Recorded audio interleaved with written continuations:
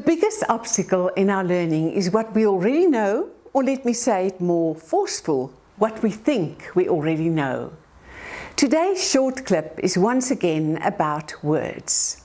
The words we speak, the words others speak, and then to what degree do we believe those words? Because no matter how disturbing this may be, words have an effect on us, both positive and negative, until of course you've learned to disassociate with them.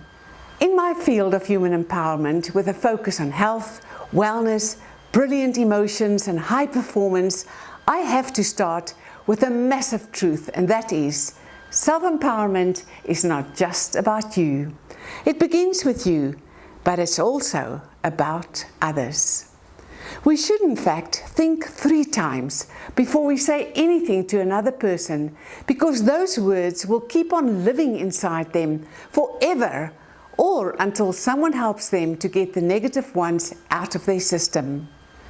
Perhaps someone in your past has said something like, "He's very much like his dad, slow to go, needs a lot of motivation," and if you still feel the resentment when any other person even refers or hints towards that statement, you've actually come to believe it. But don't worry now. Be concerned, that's okay. But no, you are not a product of someone else's words. You can believe for yourself what is true about you. It helps if you get some help, believe me. Maybe it's time I get straight into the power of words and teach you to cut, to break, to get rid of the memories to such a degree that no matter what you hear related to the incident in words, you cannot even remember it. Yes, that is victory over negative words. I'd like to take you with me into a doctor's room. I took my mother, she was 75 at that time, to a doctor because she had regular pain in her womb and it affected her business performance and her energy levels. We sat down and my mother told her story. The doctor moved his chair backwards, dropped his chin, looked at her, then at me, and then he said, "But Mrs. Swart, you are 75. Why do you now suggest for me to perform a hysterectomy on you? Haven't you lived your life well? Isn't it a bit late for such a major decision?" Well, I got my facial expressions in line with my energy. I put my arm on my mom's arm and I said, "Thank you, doctor. We won't need your services. I have no doubt there are other doctors who can see that she's a healthy, active and forward-living individual. And she's still able to make her dreams come true with a little help of a doctor." He stood up, tried to say something. My mother and I got up, and as he was walking beside us in a very uncomfortable way, I just said to the lady at the counter, "You're welcome to send us an account for the 15 minutes interview." As we walked out, I heard the doctor say, "No accounts to them, Lilani." In the lift, my mother looked up at me and said in her ever gentle way, "Poppy, what was the matter with him?" I took her to a coffee shop. We laughed about his ignorance, decided to forgive him and forget about him, and once back home I made her a new appointment with another doctor. The operation was done. It was a huge success. She continued her business and won 3 overseas prizes due to her sales and client growth. So, what if we thought the doctor's words were the only words we should believe in? She lived a good life for another 13 years, and that without any pain and discomfort.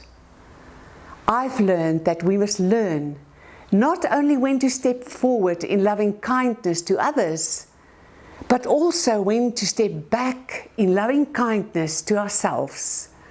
We must know if we have any business interacting with people who don't recognize our greatness, our value, our worthiness.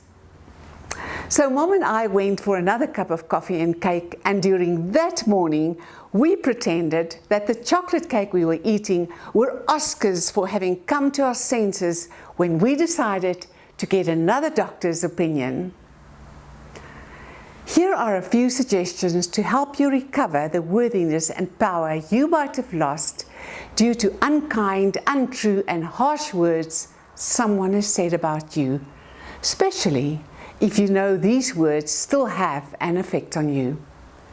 Write them down. Tear the pieces of paper, and as you throw them away or burn them, visualize how they will never ever visit your mind again.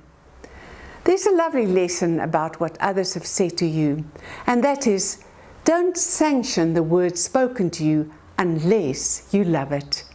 It simply means you don't agree or approve of the words.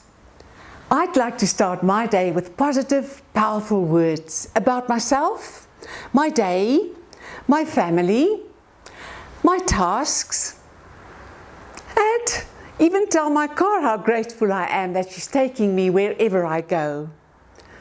I also tell myself to be patient with when I drive and not lose my positive energy when a rude driver does something stupid in front of me. It's a good idea to ponder on where you are right now in your life. Are you where you want to be? Are you doing the things you want to do? Or is it possible that you still linger a little too long in a space or place where words said by an unthinking individual still hold you captive? Give yourself a few minutes to think about this after this video and know your worth. Know your value. Then give yourself a big hug and go celebrate it with someone who loves you. I'm the last one to throw out some negative stuff into the environment, but have to gently tell you about 3 possible enemies you might discover in your new journey of worthiness and self-esteem. 1. Stay aware of your habits. For example, be mindful of what you're regularly telling yourself. And then, don't read all the predictions, negative warnings about illnesses and diseases, as most of these articles about bad physical symptoms you may have and what they may mean are mostly written by someone who gets paid to sell a product. And some huge pharmaceutical company benefits by that. Other articles might be about bad times we are living in and that there's no work for the over 55s. Just flip over it. Choose what you read and feed your mind with the good news. Lastly, be vigilant about who you are and who are your real friends. They may disagree with you, try to influence you not to be so skeptical about life and health and goodness. Just be aware of it. Don't get into an argument and just say you're happy and healthy. Until we have another conversation, be well, stay well, and embrace your new wisdom of only speaking words that build, inspire, and create. Just imagine our world.